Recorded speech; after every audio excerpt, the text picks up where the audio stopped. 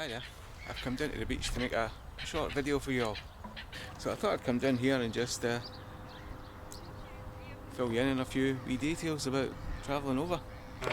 As you know, the Gulf of Finland is there. It's the most extreme easterly part of the Baltic Sea. So-called NATO Lake. Yeah, good luck with that. But this is my report on how my border crossing went. It didn't go that well. Stay tuned.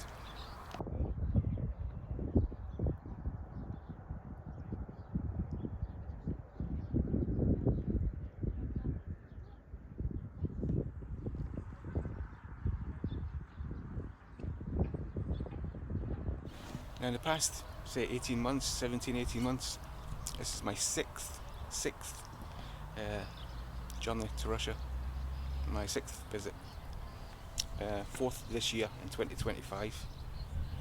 And yeah, it's all been pretty plain sailing until this time.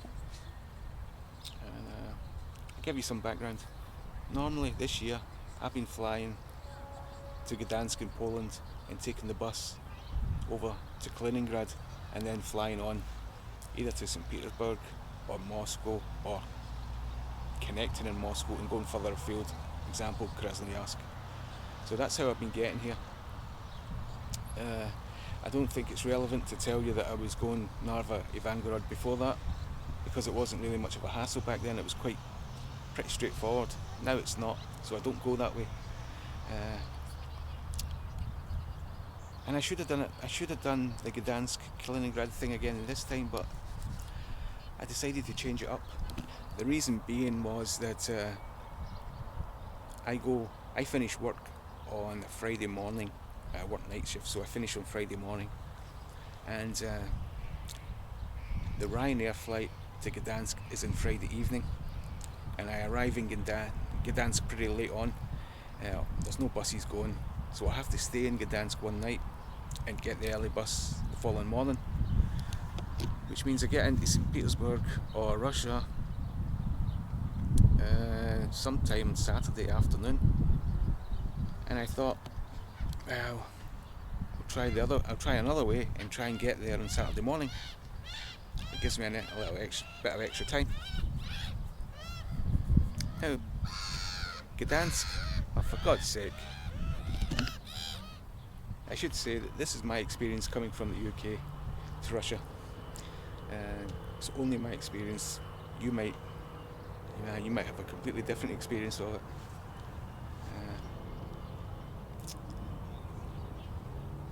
But this is mine.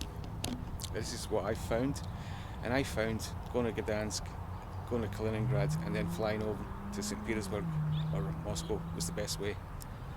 And once you're in Kaliningrad, flights £40-50 one way, if that, sometimes less. So it's not a more expensive way. It's just I thought I would try something different. So this time, Friday morning, I had bought a flight. Glasgow to Riga in Latvia, which left in the morning. So I'd finished work, basically went straight to the airport, and by mid-afternoon, I was in Riga, Latvia. Made my way to the Riga bus station, got something to eat, hung around for the bus. All well and good. But that's as good as it got. Okay, I'll let you know what happened. First of all, to remember that even though it's Riga to St Petersburg bus, it leaves Riga, goes across Latvia, but then at the last minute it cuts up into Estonia. So the actual border crossing is an Estonian-Russian border crossing. And the Estonians, as we know, have been a real pain in the backside about all this. They're just trying to make it as awkward as possible for people to go back and forth across the border. And it is awkward. The second time I went Narva, Ivangorod, it was becoming awkward. And all the reports I've read since then, it's just got worse and worse. So there was no way I was going there. But I've came back this way. I've came back from St Petersburg. I actually joined the bus in Pskov, but it's the same. You know, it starts in St Petersburg, stops in Pskov, and goes to Riga. I've came back that way last year, and I was fine, no problem at all. But it's not fine anymore. Certainly, I'll find out in the next couple of days because I'm going back that way. But I'll find out if it's still like that going back. But coming, it's a bit of a hassle from both sides, not just Estonia, from the Russian side as well. Being a real pain. In fact, I've got my times. I've made a wee note of the times here. So the bus left Riga 9 p.m. It's an overnight bus. So it was scheduled to leave at 9, but it left at 9:10, which is no big deal there. Now the bus arrived at Luhamaa border at 11:49 p.m. That doesn't mean you're allowed in the sort of border area. It means the bus just rolls up to the barrier. The barrier's down. It's all red lights. The bus just sits there. And the bus sat there until 2:45 a.m. 2:45 a.m. is when the barrier went up and the bus trundled through to the office. But you had to take all your luggage off, jump in there. The bus wasn't completely full.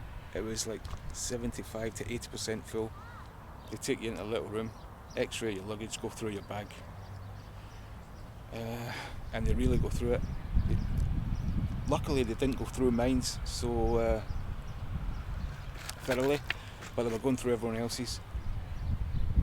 They asked me, any electronic items? No. The other guy asked me, do you get any euros? Now that's a point, because the bus driver makes an announcement. It makes it in Russian, but I switched on the Google Translator, and the bus driver was saying, if you get any more than 100 euros, you're going to be in trouble. You're going to hold up the bus, so try and swap them or do something about it. Any more than 100 euros, they would take it off you.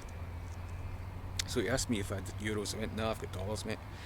I don't need euros. I'm not in the Eurozone, so I don't use them. Anyway, that was me. Through I went. Estonian passport, stamped me out the EU. Like, where are you going in Russia? St Petersburg. Is that all? I went, yeah. It's none of their business where I'm going, to be honest. I'm leaving the EU and I'm going to Russia. It's none of their concern where I'm going. Turns out that's where I've only been. But that wasn't my original plan, by the way, to stay in St Petersburg the whole time. But that's where I've been. But I digress. So the whole bus gets through. And let me tell you what time. And we left. So we started this process around 2:45, 2:50. By the time everyone got off the bus. And we left at 4:05 a.m. And we moved across basically no man's land on the bus until we came to the Russian border control, and that didn't open until 5:28. So the barriers went up at 5:28 a.m. and in we went. This time, luggage as well. This time they've got 2 lanes, 2 passport guys. So I joined what I thought was going to be the quickest. But I did notice, I was near the end, and I noticed like the Russian geezers were going up, men and women, and they were going through, and then they were coming back out with a piece of paper, and they were going to a table and they started writing. I was like, what the hell is that? Maybe they've messed something up, I don't know. I said, well, all my stuff's in order, my visa's valid, my passport's valid, I've got nothing to worry about. So it came to my turn.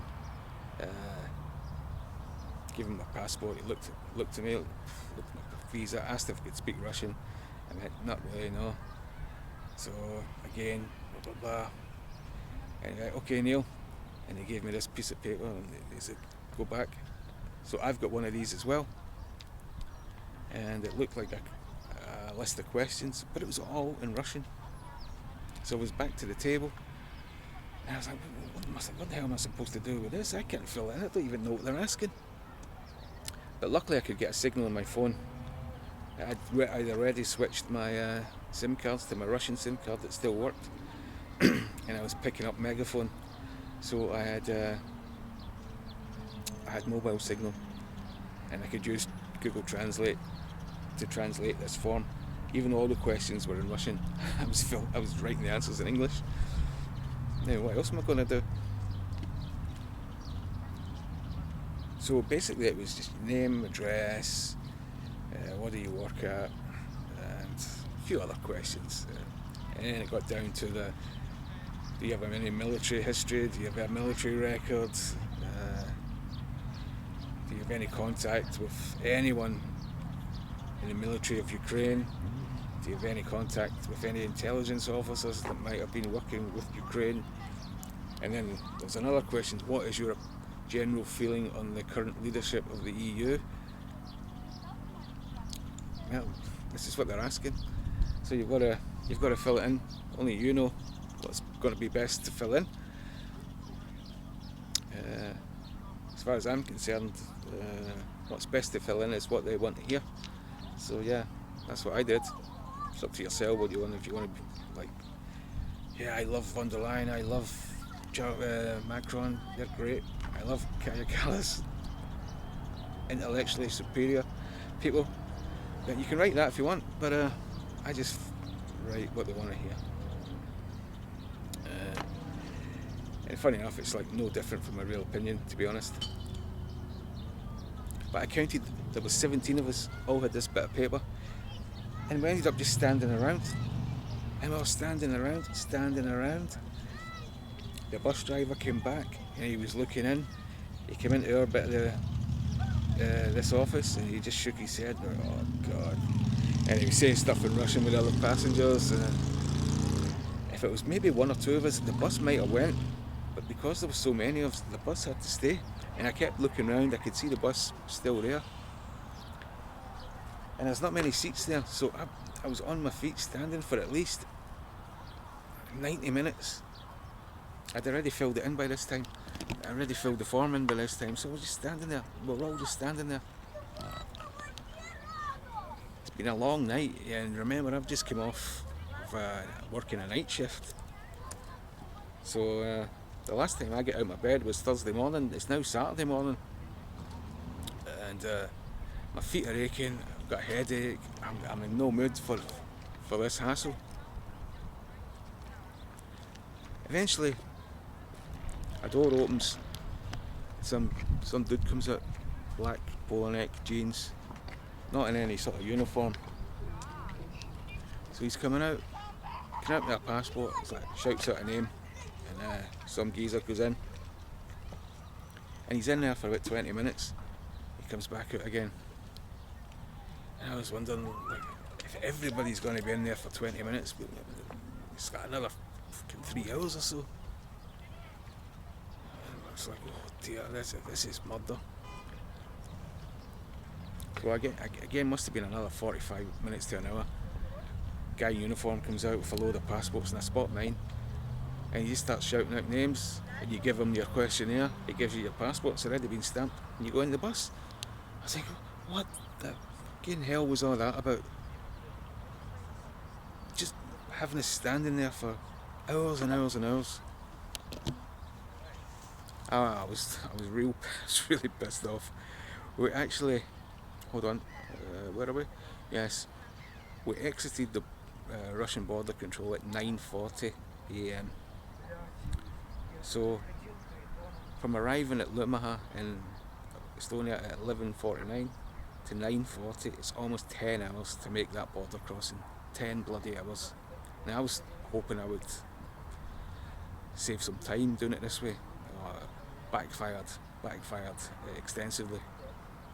So we arrived in St Petersburg about 3 o'clock in the afternoon, just as like I would have done had I went from Gdansk to Kaliningrad. Stayed overnight, got the bus to Kaliningrad in the morning, flew to St Petersburg. I'd get in at the same time, and it had a lot less hassle. So my advice is, don't go on that bus. Another thing, the Russian side don't have printers for the little migration cards. The Ecolines staff give it to you as you get on the bus in Riga, and you've got to fill that in yourself. So have a pen if you're doing it. because you've got to fill in your migration card yourself. It's passport and visa details, that's all. It's nothing technical. And the form is in English. Don't get that bus. Don't go from Riga to St Petersburg. Don't take the bus. Try and avoid Luhamaa and try and avoid Estonia altogether, because they're just making it a bloody nightmare. It's making it a miserable experience to cross that border both ways. So that's my advice. Avoid Estonia at all costs. And unfortunately there's not many other ways to do it, because you can't go in Finland. You can go from Georgia, I suppose. You can take that road, that bus, or you can fly. But again, you want to do it, well, I'm wanting to do it as cheap and quickly as possible. So I'm going to still go from Poland, from Gdansk to Kaliningrad and fly from now on. Unless some other new way comes up, that's what to do. You check out from where you're located, you check out what time your flights are from your place to Gdansk. I mean, you might have a morning flight. You could get on a flight in the morning, arrive at Gdansk midday, and catch the bus to Kaliningrad, and you'd be in Russia the same day. It's just where I'm located, I can't do that. But you might be able to. I don't know. Depends where you're from. If you're from maybe, I don't know, Bristol Airport or Birmingham Airport, you might be able to do that. It's definitely worth doing, rather than going this Estonia road. It's played out. I don't think it'll ever go back to normal, or whatever normal is.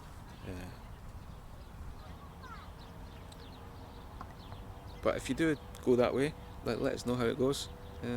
I'd be interested to know how it goes. I mean, like I said, you could be unlucky, you know. You just could be unlucky. Everyone on your bus could be fine, perfect paperwork, and you could have one guy whose passport details don't load or something. There's a mistake or whatever, and they end up costing you about 2-3 hours waiting on one person. I mean, that's happened to me before.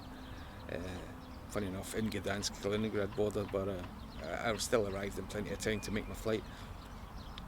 But you know, it's just your luck. In theory, my bus should have arrived at 10 AM in St Petersburg. Like I said, it arrived at the airport at 3 PM.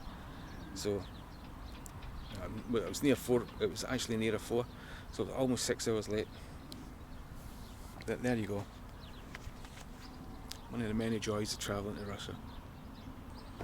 Yeah, so I hope you find that useful, and hope it made sense.